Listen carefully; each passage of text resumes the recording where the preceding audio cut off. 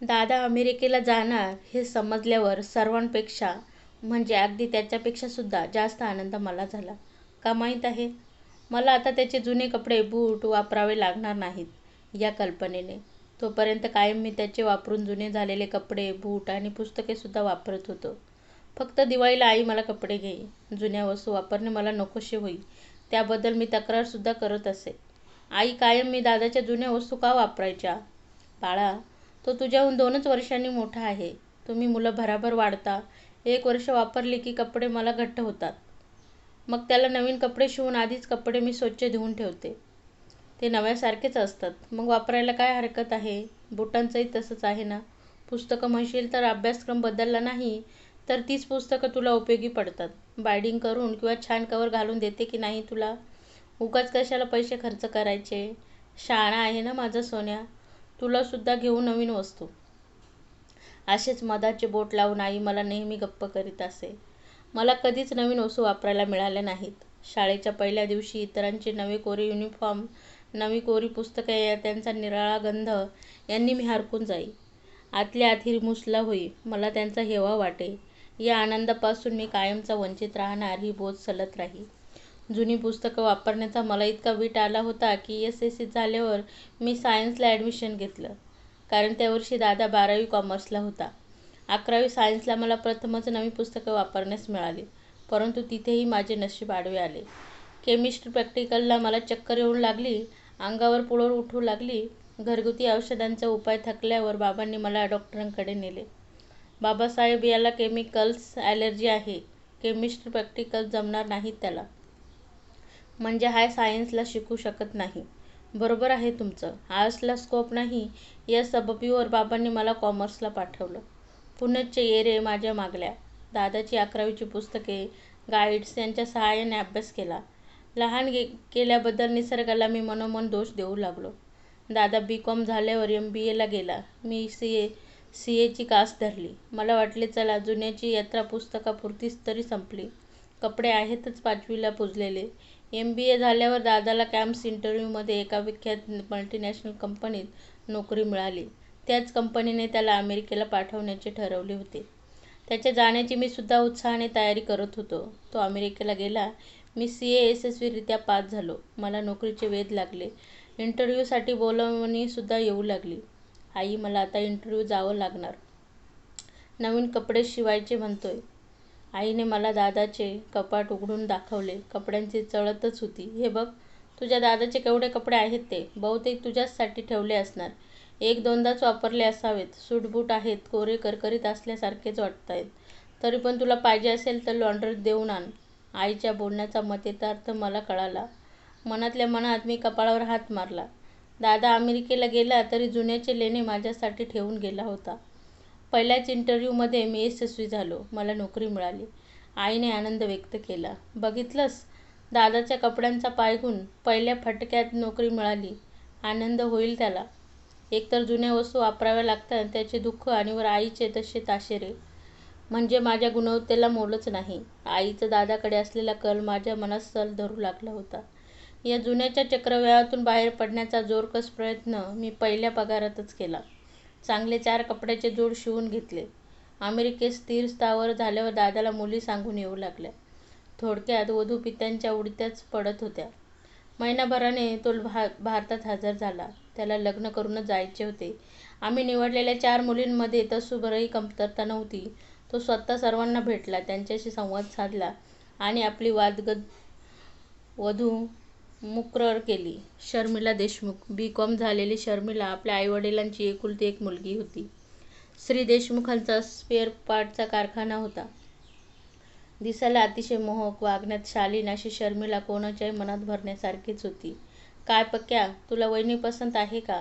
म्हणजे काय दादा, शर्मिला टागोरला सुद्धा मागे टाकेल एवढी सुंदर आहे. सालस आणि गुणी सुद्धा आहे. अशी वहिनी कोणाला आवडणार नाही. तुमचा जोडा तर छान शोभून दिसतोय. लगेचच साखरपुडा उरकला. लग्न 3 आठवड्यांनी करण्याचे ठरवले. त्यानंतर 1 महिन्याने ती दोघं अमेरिकेला जाणार होती. हा प्लॅन दादानेच ठरवला होता.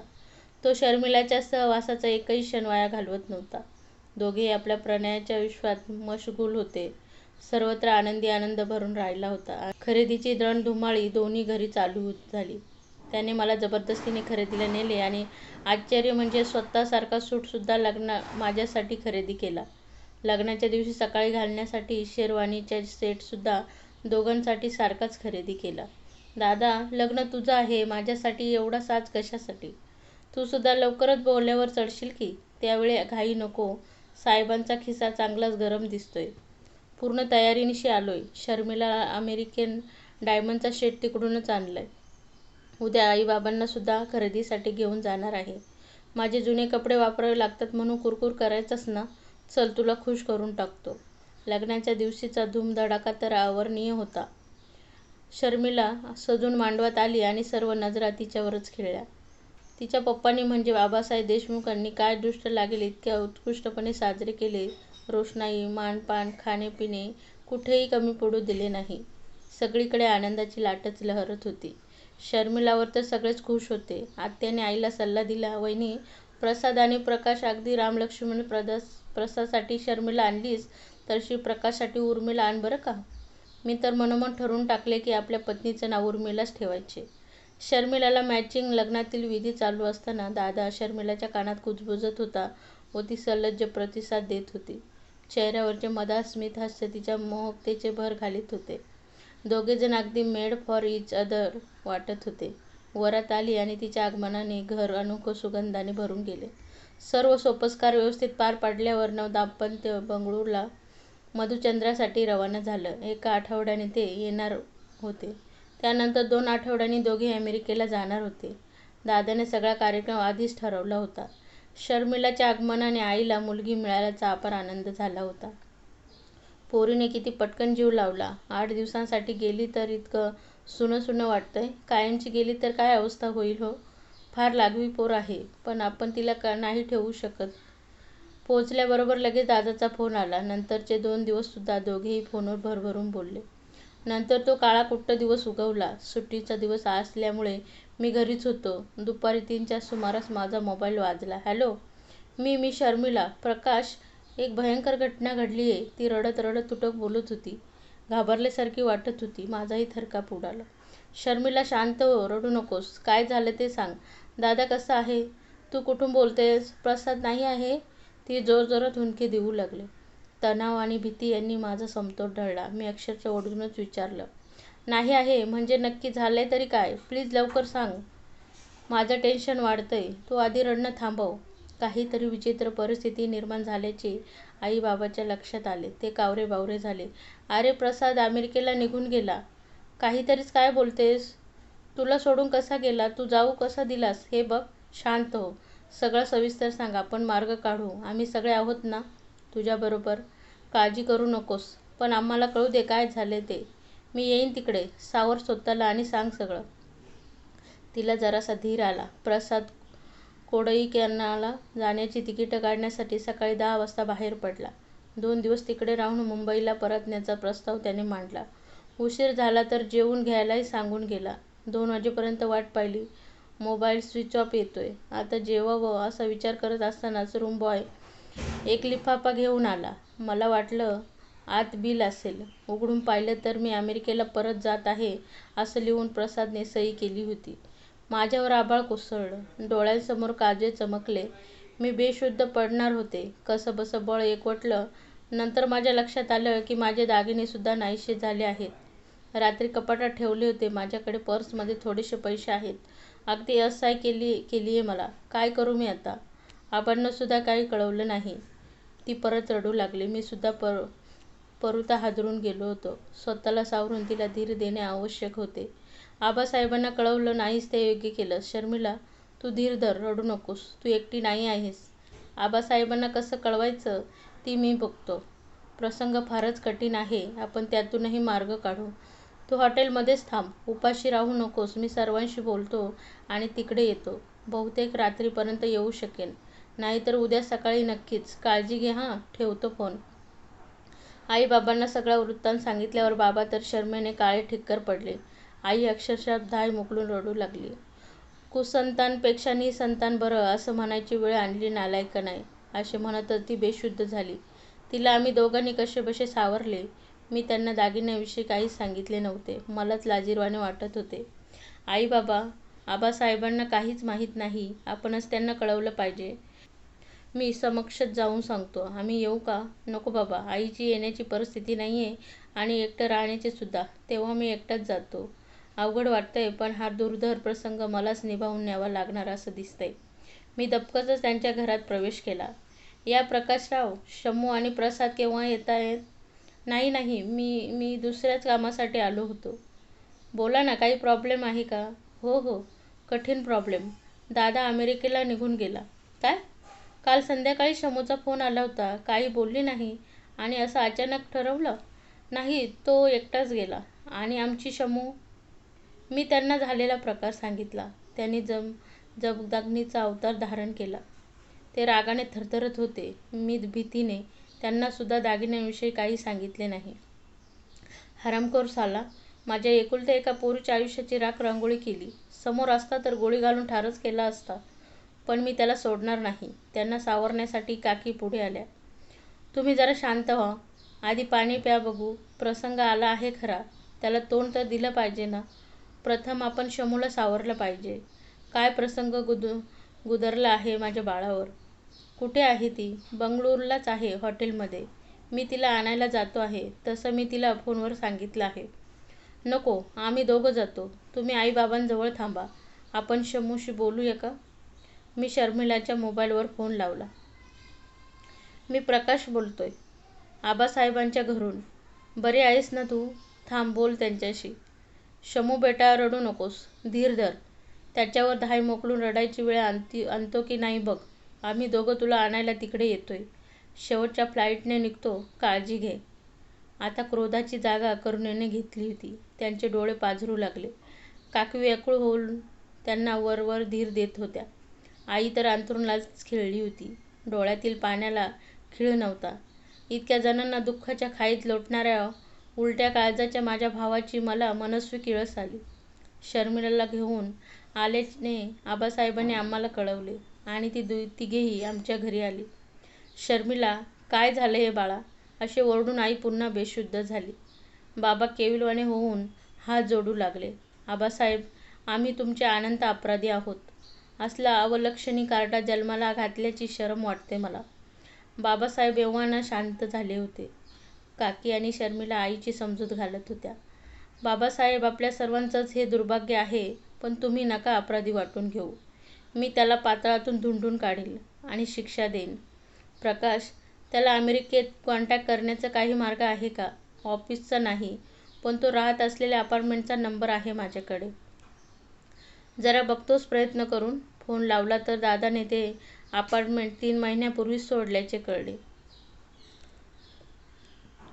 म्हणजे हरामखोराने पूर्वीपासूनच हा कट रचला होता. यात आमच्या मुलीचा मात्र बळी गेला. नवीन बिझनेस चालू करण्यासाठी माझ्याकडून 5 लाख रुपये घेऊन गेला. माझ्याकडे याच कारणास्तव पैसे मागितले. PF मधले 2 लाख रुपये होते, ते मी दिले त्याला. मी गौप्यस्फोट केला. शर्मिलाचे बंगळुरूला नेलेले दागिने सुद्धा नाहीसे झालेत. आबासाहेबांना राग अनावर झाला. नीच, अमानुष. तुमची 2 मुलं म्हणजे 2 विरुद्ध ध्रुव आहेत. आता मी सुद्धा हकीकत पेपरात प्रसिद्ध करणार. अमेरिकेत माझे काही हितसंबंधी आहेत, त्यांनाही कळवणार. त्यांची चांगली नाचक्की करतो सगळीकडे. आम्हाला फसवतो काय? आता समाजात छितू होणार या कल्पनेने की काय? बाबा धास्तावल्यासारखे झाले. आबासाहेब, आमच्या मुलाच्या हातून अक्षम्य गुन्हा झाला आहे, पण कृपा करून आपण सबुरीने घ्या. या परिस्थितीतही मागचा पुढचा विचार करायला हवा. मेंदूला अगदी शिन झाल्यात. तुम्ही पाहताच हिची परिस्थिती किती नाजूक झालीये ते. शिवाय शर्मिलाच्या भवितव्याच्या दृष्टीने विचार करायला हवा ना. 1 आठवड्याचा अवधी द्या. आम्हाला काही तोडगा निघतो का बघतो. नाहीतरी अवहेलना आणि मानहानी सहन करावी लागतेच आहे. ती जगजाहीर होईल. आबासाहेबांनी 1 आठवडा थांबण्याची कबूल करून खरोखरच कृपा केली होती. कार्ट्याने तोंडाला काळं फासलं हो. पोरीच्या आयुष्याची होळी केली. बरोबर आहे तुझं. आपण तिचे शतशः अपराधी आहोत.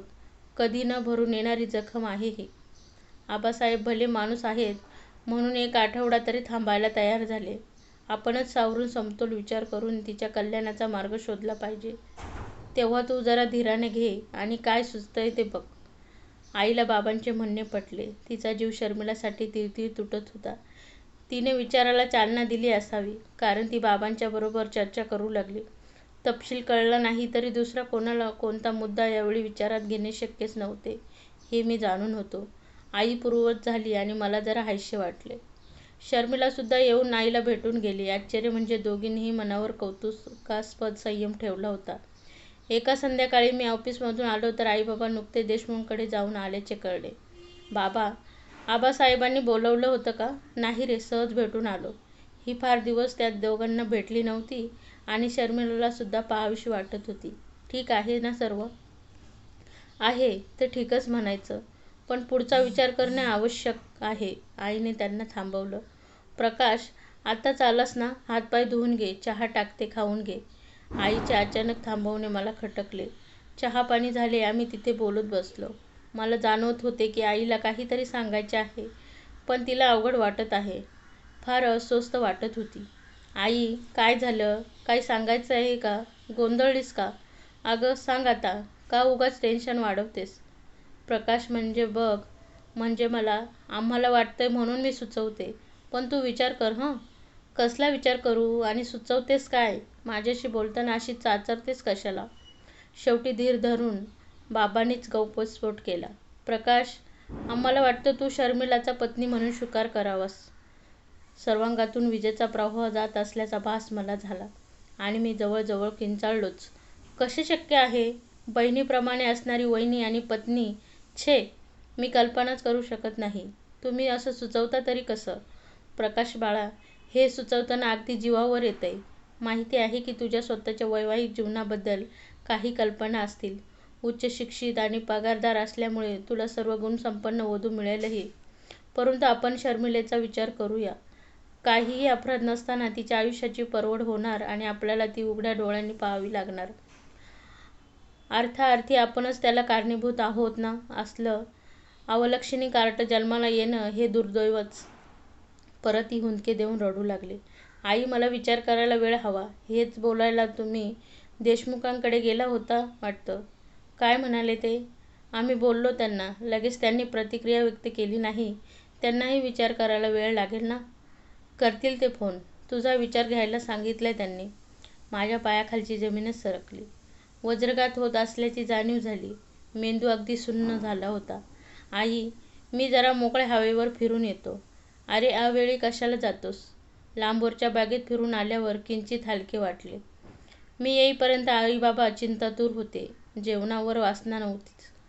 4 शिते चिवडल्यासारखे केले व बिछाण्यावर पडलो. विचाराला चालना देणे आवश्यक होते.